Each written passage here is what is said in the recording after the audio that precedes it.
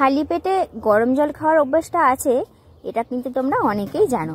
তো দেখো, দেখতেই পাচ্ছ গরম জলটা আগে বসিয়ে দিলাম, তারপরে কিন্তু ঝাঁটারে দেবো। বুদ্ধিটা ভালো না, ভাতে গরম জলটা একটু তুলে নিলাম, তাহলে ঠান্ডা জল গরম হতে অনেকক্ষণ টাইম লাগতো। শুভ সকাল বন্ধুরা, কেমন আছো তোমরা সবাই? তোমাদের সবাইকে আরো একটা নতুন ব্লগে জানাচ্ছি অনেক স্বাগত দুজনের তরফ থেকে। তো আজকের হচ্ছে বৃহস্পতিবার, মায়ের শরীরটা ভালো না, খুব একটা ঠান্ডায় ফুলে গেছে। তো আর মা শুয়ে আছে, এই যে না শুয়ে না ঠিক বসে আছে, যে কম্বল মুড়ি দিয়ে। আর ওই যে আজকে রান্না হবে, মানে হয়ে গেছে সব, কেটে কুটে দুজনে মিলে নিলাম, দুজনে হাতাহাতি করে কাটাকাটি করলাম, করে যে পালং শীষ পালং হচ্ছে। একটা জিনিস লক্ষ্য করেছো, রেনকোট চাপায়নি আজকের, এই জ্যাকেটটাও আমি বিয়ের আগে দিয়েছিলাম, ওটাই পরেছে। শীষ পালংয়ের চচ্চড়ি হচ্ছে, ভাত আর হবে সিদ্ধ মসুর ডাল। ওটা হচ্ছে দেখলে ইলেকট্রিক কেটেলে বসিয়ে দিলাম, গরম জল আগে থেকে দিয়ে দিলাম যাতে তাড়াতাড়ি করে ফুটে যায়। এবার সব এখানে এগুলো গুছিয়ে দেবো, দিয়ে দই ফুলকপি হওয়ার কথা ছিল না, ওটাতে দই এনে রেখেছি, কিন্তু ওই টাইম নেই বলে দই ফুলকপিটা ক্যান্সেল। তারপরে শীষ পালংয়ের চচ্চড়ি ওটা করা হচ্ছে, আর ওবেলা রাত্রে ঘুগনি আর রুটি হবে, ঠিক আছে? ও করতে থাকুক। আর সবার ফার্স্ট আমি হচ্ছে গাছে একটু জল দিয়ে আসি, কি বলো তো, সবজি ধোয়ার যে জলটা বেরিয়েছে এটা গাছে দিয়ে আসি, তারপরে ওগুলো গোছাবো, গুছিয়ে আটা মাখবো।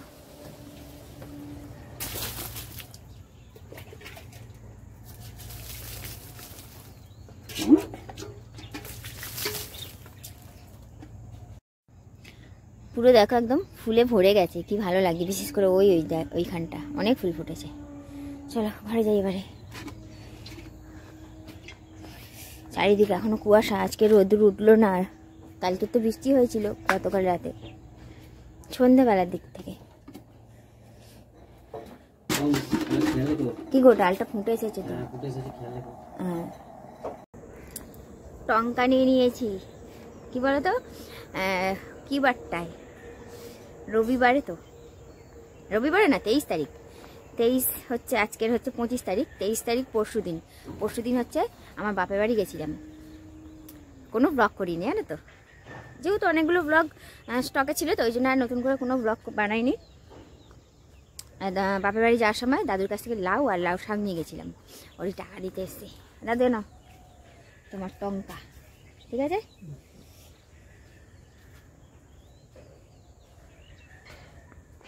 ও দাদু, টমেটো গাছে লঙ্কা ধরেছে নাকি গো? এই দেখো, দেখে মনে হচ্ছে না টমেটো গাছে লঙ্কা হয়েছে। আমি বলছি ও দাদু তোমার টমেটো গাছে লঙ্কা কদ্দি হয়ে গেল গো, তারপরে দেখছি ভিতরে লঙ্কা গাছ আছে। এই দেখো, হ্যাঁ লঙ্কা তুলে নাও, ওই তো কতগুলো পেকে গেছে। ঝাল দাদু লঙ্কাগুলো আর নেই,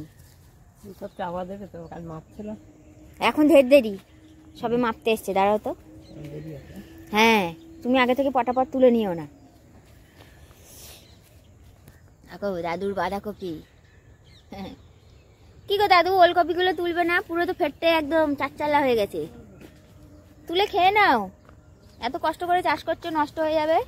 ও দাদু তুমি ফুলকপিটা কেটে নিলে বড়টা? যা, ভাবলাম তোমাদের ফুলকপিটা দেখাবো, কত বড় হয়েছিল। দাদুর ছেলে এসে কালকে কেটে নিয়ে চলে গেছে। এইটা আছে ছোটটা, এই একটা হয়েছে, তোমাকে দেয়নি দাদু?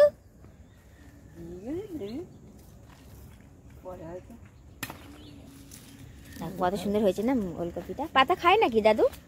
গরু খাবে না? হ্যাঁ, গরু তো খেয়ে নেবে। কি বলতো, গত বছর মানে এই যে কালী পুজোটা গেল, তার আগের কালী পুজোতে হচ্ছে আমাদের এখানে খাল কাটাই হয়েছিল, মানে মাটি তোলা হয়েছিল। আবার খালের মাটি তোলা হবে, খাল কাটাই হবে, মানে আরও ডিপ করা হবে।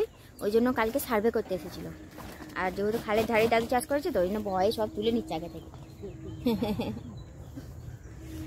চলো যাই, মাটি তোলা হয়ে গেলে দাদুর এই বাগান চাষ আবাদ সব তোমাদের আর শেয়ার করতে পারবো না, আবার কবে হবে তারপর শেয়ার করতে পারবো, দেখে নাও।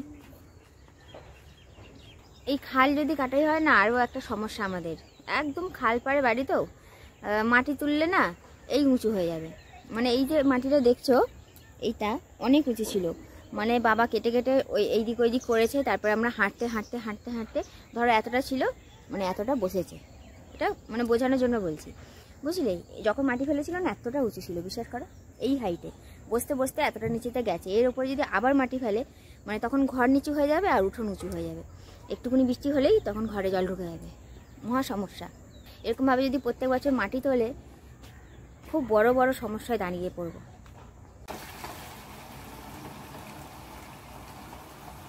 আসতে বাম্পু উল্টে না যায়, আগে এক্সট্রা ফ্যানটা ফেলে আসি। ও ডালটা একটু কাঁটা দিয়ে দিচ্ছে। সুইচটা বন্ধ করছিলে? হ্যাঁ, জল দিয়ে দাও, জল দিয়ে দাও। তোর ভাত বেড়ে নিয়েছি দেখতে পাচ্ছ, পালং শাকের চচ্চড়ি, ডাল, আর রবিবারে চাটনি হয়েছিল, সেই চাটনিটা ছিল। বসবে না আজকে আমার থালিটা দেখো, ভেজ থালি একদম। বোতলটা নিয়ে আসতে বলেছিলাম, বোতলটা আমি নিয়ে আসছি, তুমি কিন্তু ওইদিকে মুখ করে বসবে। কত ফুল ফুটেছে দেখো, গেঁদা গাছে, গেঁদা গাছে একটা গাছে 3-4টে করে ফুল, একটা গেঁদা গাছে। তো রুটি করা হয়ে গেছে, বুঝলা? আর আমি কটা মুড়ি নিয়েছি বাটি থেকে, রুটি ভালো লাগবে না, না ভালো লাগবে না, রুটি আছে, আর মুড়ি খেতে ইচ্ছে হচ্ছে তরকারি দিয়ে। ওই যে বাবা মা খাচ্ছে, মা বাবাকে রুটি দিয়েছে আর আমি এই খাচ্ছি। দেখো দেখো না, চাইনা বুদ্ধি হয়ে গেছে, মানে এইগুলো পুরো একদম ফুলে আর ঢেকে গেছে চোখ। আমার বেলা হলে কিন্তু ঠিক হয়ে যাচ্ছে দেখো। হ্যাঁ, বসে থাকলেই ঠিক আছে, চোখ শুয়ে থাকলে শরীরে না রস আরো ইয়ে হয়, বসে থাকবে দেখবে আস্তে আস্তে কমে যাবে। দাদুর কতগুলো সিম দিল, দাদুর গাছে হয়েছিল। কত টাকা দিতে হবে? না ভয় লাগবে না। পয়সা লাগবে না? বাহ, কি সুন্দর গো দাদু, দানায় ভর্তি। আমার এই দানা দানা সিম খুব ভালো লাগে। বাবা এই চাটা নিন, এটা দাদুকে দিই।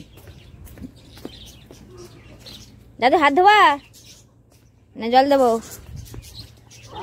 একদম কড়ক বেলা চায়ে দিয়েছি একদম। আচ্ছা দাঁড়াও, জল দিচ্ছি, হাত ধোবে। না ধর, হাত ধো, পেছন দিকে হাত ধো, চায়ে পড়বে তো। হ্যাঁ, এই যে জামা কাপড়গুলো মিলছি দেখতে পাচ্ছ, এগুলো কিন্তু আমি কাচিনি, বরমশাই চান করছিল, চান করার সময় কেচে দিয়েছে। আর ও যে বাথরুমের ভেতরে এরকম কাচাকুচি করছে চান করার আগে, সেটা আমি জানিও না। তো চান করার পর যখন বেরিয়েছে বলছে এগুলো মিলে দাও, তখনই জানতে পারলাম যে ও কাচাকুচিটাও করে নিয়েছে। সাবধানে যাবে, যেখানে যা আছে থাকুক, আবার কেন বার করবো? আর যাবো না এখন, আপনার ছেলে দেরি হয়ে গেছে, বলছে ও মেয়েটা যখন আসবে তখন দিয়ে দেবে। আরে ও আসবে বেলা দিকে, এখন তো সকাল হবে।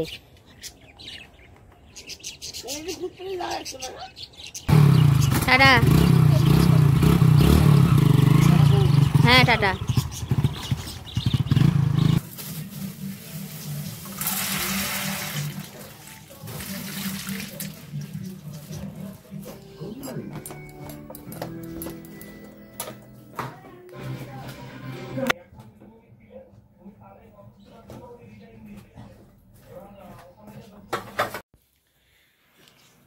এখন পুরো 12টা বাজে, আমার সব কাজ হয়ে গেছে।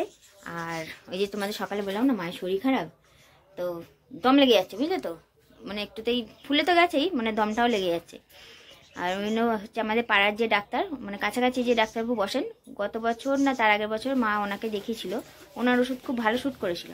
তো বাবা ডাক্তার ডাকতে গেছে, ডাক্তারবাবু ঘরে আসবেন, ওই যে এসে, হ্যাঁ ডাক্তারবাবু ওই যে এসে গেছেন। হ্যাঁ হ্যাঁ, ও পাশে হচ্ছে শহর, এ পাশটা হচ্ছে গ্রাম, পাঁচিলের এ পাশে আর পাশে। হ্যাঁ আসুন।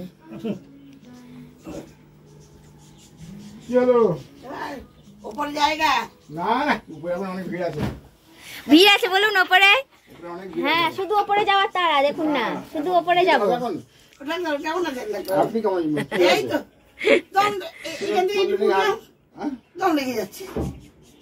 কেন এটা হচ্ছে কেন?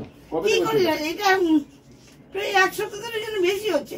কালকে দুপুরবেলা পর্যন্ত ঠিক ছিল, খেয়ে দিয়ে শুলাম, চারটে থেকে 5টা সময় আমি জল ভরে 3 নম্বর ওয়ানটা দেখবো, তখন দেখি দেখুন না ওটা কি অবস্থা। কম আছে না? ওই জন্যই তো মানে হাঁপটা লেগে যাচ্ছে। কাশি আছে? না না না কাশি নেই? না না না।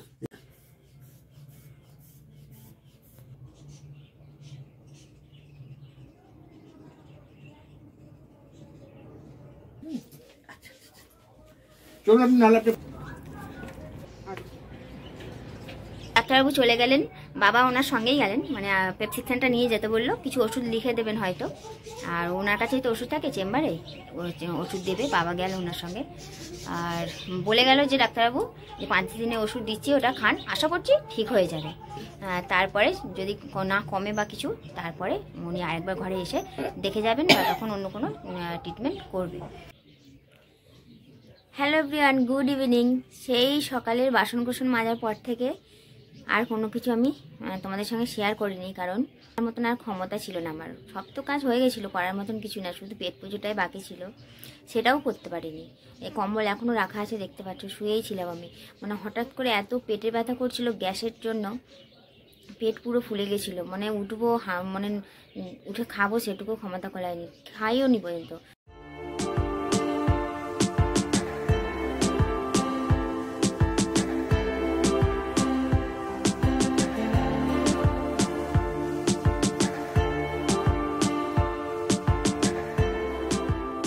মটর সিদ্ধ আমার হয়ে গেছে, আর এদিকে কিন্তু মশলা করেছি, পেঁয়াজ কেটে নিয়েছি, আর এই দেখো মটরের ভিতরেই আলুগুলো সেদ্ধ করে নিয়েছিলাম।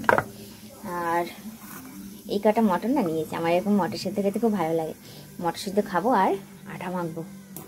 চলো আটাটা মেখে আসি, তারপরে রুটি করে লাস্টে ঘুগনি করবো, বুঝলে? রুটি করা হয়ে গেছে, আর এবারে কড়া বসিয়ে দিয়েছি, ঘুগনি করবো। ঘুগনিটা করে নিই, তারপরে জামা কাপড়গুলো ভাঁজ করবো বসে বসে, ভালো লাগছে না। বরকে ফোন করেছিলাম, ও গেছে কলেজ স্ট্রিটে, আসতে একটু দেরি হবে, 9:30 বাজবে হয়তো, 9:30 10টা।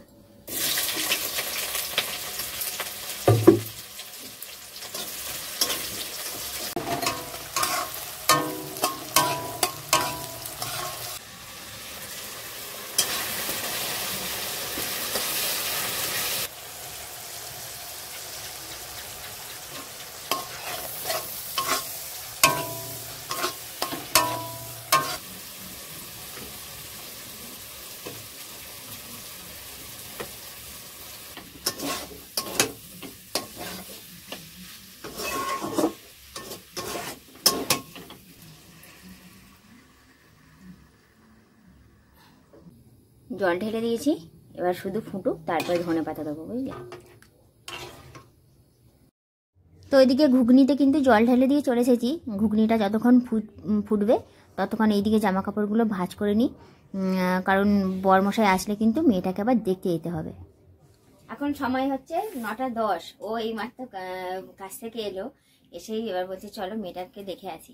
ও একা দেখে আসতে পারতো, আমি ওকে বলেছিলাম যে আমিও যাবো, ওই জন্য ঘরে। ও দেখো ঘুমু করছে, ও এমন জায়গায় আসে না, যে তোমাদের দেখাবো। আমি পাইপের উপর উঠলাম, পাইপটা হড়কে গেল। এই দেখো ঘুমু করছে সব কটা। এইটা দেখো পুরো সাদা সাদা, একটুকুনি লেজটা শুধু কালো, দেখো 1 2 3 4 5 5টা তো, একটা কোথায় মুখের কাছে, সব কটা ঘুমু করছে গো। এমন নাইটিটা কোথায় গেল কি করে জানবো? চাপা দিয়ে দিলে হতো। রুটি খেতে ছোটবেলা থেকে খুব ভালোবাসে, তোমরা তো জানোই। হ্যাঁ খাচ্ছে দিদা কোথায় দাঁড়াও, সরো, খা, বসে ওটা খা, তারপরে একটা দিচ্ছি। তো ওকে পুরোটা কভার করে চাপা দিয়ে দিয়েছে, কেননা মশায় একদম দেখতে পাচ্ছ পুরো ভর্তি, আর সদ্যজাত বাচ্চা তো খুব সাবধান এদের, মানে মশা কামড়ে শেষ করে দিচ্ছে। যাক একটু তো ঘুমাতে পারবে, যেটুকুনি ঘুমা, এই যদি না ওঠে আজকে যা খেয়ে নিয়েছে তাহলে সব ঠিকঠাক থাকবে। তো আমরা এখন চলে যাব, থাক এখন এই বসে। কেমন হয়েছে বলো? হেবি সুন্দর, পুরো খাসি মাংসের ঘুগনির মতো হয়েছে। গন্ধটা এরকম বেরোচ্ছে, হঠাৎ রাত হয়ে গেছে, করে নাও। তো মেয়েটাকে দেখে আসার পর সাবান দিয়ে একটু হাত ধুয়ে নিয়েছি, যে বুঝতেই পারছো এখন ব্যাকটেরিয়া। তো খাবার নিয়ে নিয়েছি, শরীরটা ভালো লাগছে না, ওই জন্য বিছানা বসে খাচ্ছে। আর রুটি তরকারি তো নিরামিষ। তো যাই হোক, আজকের ব্লগটা তাহলে এখানেই শেষ করলাম। আগামীকাল আরও একটা নতুন ব্লগ নিয়ে হাজির হয়ে যাবো। সবাই খুব ভালো থেকো, সুস্থ থেকো, tata, good night. Good night.